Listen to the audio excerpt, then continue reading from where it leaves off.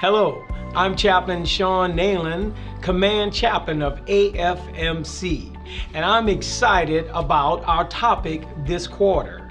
We will be talking about social fitness. Today I have two special guests with me, and I'm excited to have Master Sergeant Ivan Abudo, Superintendent, Command, Section Administration, and Ms. Candy Lohner from A1 Manpower Personnel and Services Directorate.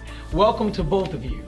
Today we're going to be talking about comprehensive airman fitness and specifically zooming in on social fitness. Social fitness is defined as the ability to engage in healthy social networks that promote overall well-being and optimal performance. Master Sergeant Abudo, we'll start with you.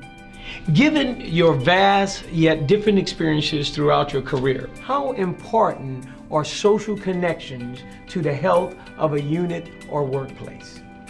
Thank you for the opportunity to talk about this, Chaplain Neyland. I think it is extremely important to be socially connected throughout our units. Not only to be working in an environment that fosters mission accomplishment, but more importantly, it's important because it improves people's lives. I cannot simply think of anyone that has done anything throughout the entire life on their own. We depend greatly on the connections and the interactions that we have with others in order to accomplish certain things. So yes, sir, I think it's extremely important to be socially connected, and also more importantly, the frequency of those connections also play a critical part, both individually and collectively within the workplace. Wow, that's a great answer, because I agree with you 100% that the frequency, having that person in your life, that one that you can rely on, is so important. Ms. Lohner, the more connected one is to others in their social networks, from my experience I've found, the stronger and more resilient one is likely to become. For instance, if you were to pick up a pencil or even 5 pencils, you could probably snap that very easily. However, if you were to try the same with a bundle of pencils, let's say a dozen or more, the task becomes much tougher. In other words, the more connectedness, the stronger the bond and strength to withstand the pressures of life and the ability to accomplish the mission. Ms. Lohner, have you ever seen the effectiveness of social fitness personally, where you saw how it made a difference in the life of an airman or a civilian? Oh, I most certainly can. I'd like to share a personal story that I went through myself. About a year ago, I lost my father. And it was a very hard time, and he was in the hospital for 6 months, and I was back and forth to the hospital, going from nursing home to hospital, and just very stressful. And in the end, I did lose my father. But the connection that I had with work helped me get through it. Wow. Because my coworkers helped pick up the slack at work. My supervisor stepped in and asked for extensions when I needed them. I had that connection at work, and it made it easy for me to go through those trying months. And especially at the end when we did lay my father to rest. Right. You know, it would have been very hard to get up and go to work, because you easily want to say, I'm going to take another day off because I just can't do it. But I knew that I had to wake up, put 2 feet on the ground, take a deep breath, and go to work, because my work family, they were there, they were going to help me, and they did get me through it. So it's very important to have that connection. Wow, thank you for sharing. That is an amazing story of social connectedness and the effectiveness that even in the workplace, something that was very personal, and you were able to continue in work because of those co-workers. Absolutely. Thank you. When we face difficulties, there may be a sense of isolation, thinking and feeling as though I don't belong to a unit or community. Even though some may come to work every day or even have a family or friends at home, they may still feel isolated or alone. When we don't feel as if we belong, it can be a result of internal feelings rather than the external circumstances. Second, many feel as if they are a burden to society or those around them. and thus they disconnect or unplug from the network of life. Master Sergeant Nabudo, what would you say to someone who may be struggling to fit in, or feeling like they're unplugged, or they're isolating themselves, or even feeling if they were a burden to those around them? Great question, Chaplain. And I will say, first and foremost, that suicide is never the answer. And if I may, I would like to share a personal story. Early in my career, professionally, everything was going very well. I was out in the community, I was involved within my unit, but personally there was a lot of turmoil. There was a struggle with my marital life, and then shortly thereafter I lost my brother. Wow. So although I never really showed any of the typical signs that people that are have conceptions of committing suicide will exhibit, I was always in time. I did try to commit suicide at that point. Wow. And if it wasn't because of the great connections that I have within my workplace, both friends that I had, both military and civilian, without even them knowing what was going on in my life, they reached out. They were able to be there. If I may interrupt you, are you saying that the signs were not present when you attempted suicide? When I was at work. Although whenever I hit home, everything was chaotic. Right. Everything was chaos. So the only reason my coworkers got to know that I attempted suicide was because there was one time that I didn't show up to work on time, and that kind of raised the flag, because I was never late. But your emphasis was, and that's amazing that they were paying attention, but your emphasis was, as I'm understanding it, that they were reaching out to you during this difficult time, the loss of your brother, the loss of a spouse in the sense of a divorce, yet they didn't know you were thinking of suicide, but they made a difference in your life because they were consistently, as you said earlier, reaching out to you. Correct, sir. Wow. Correct. That is amazing.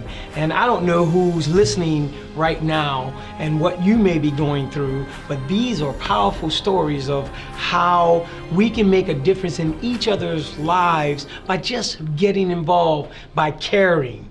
So thank you so much both for sharing these personal stories. Social fitness is about having a clear mission and purpose, or answering the question, what is my role in the world, or in my job, or in my family?